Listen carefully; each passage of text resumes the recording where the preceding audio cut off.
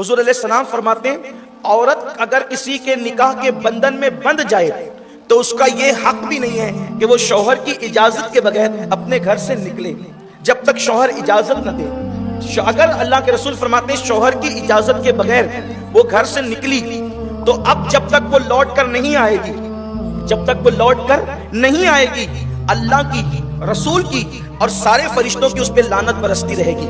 तो सहाबे किराम ने आसान किया और उसकी आका, करीम आका, बंदा परवर आका, हमारे माँ बाप पे कुर्बान, क्या शौहर अगर बीवी पे जुल्म करता है तो भी वो शौहर की इजाजत के बगैर बाहर न निकले? अल्लाह के रसूल फरमाते अगरचे शौहर जुल्म करे तो भी वो इजाजत के बगैर बाहर नहीं जा सकता। अल्लाह के रसूल अलैहि सलाम ने पाबंद किया।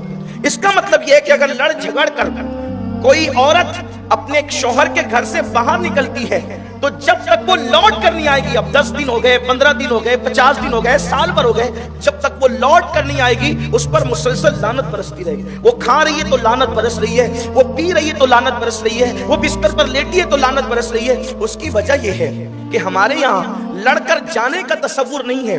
हमारे यहाँ तसव्वुर यह है कि अगर लड़ाई हो जाए, झगड़ा हो जाए तो उसी घर में रहो, अपने माँ बाप को बुलाओ, रिश्तेदार को बुलाओ, पंचों को बुलाओ और दोनों अपना अपना मुकद्दमा उन बड़ों के पास रखिए। कुरान शरीफ की आयतें हैं, कुरान मुकद्दस की आयतें कि उन तक रखो।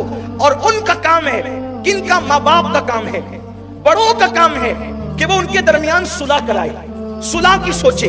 ये नहीं कि बाप और माँ अपनी बेटी को मजीद पम भरे कि कोई बात नहीं तुझे यहाँ रहने की, हम तुझे पाल सकते हैं। पलती तो चूतियां भी हैं, पलते तो कुत्ते भी हैं, पलते तो इंसान के दरवाजे पे खड़े रहने वाली बकरियां भी हैं।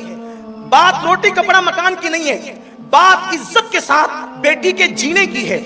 इज्जतदार लोगों की शान ये है कि जिनकी बेटियां निकाह के बाद सुर्ख जोड़ा पहनकर मां के घर से निकलती है, उन शरीफ बेटियों की अलामत ये है कि वो सफेद जोड़ा पहनकर उस जनाजे की डोली में फिर शहर खमोशा की तरफ जाती है। यही नसीहत इस्लाम की है।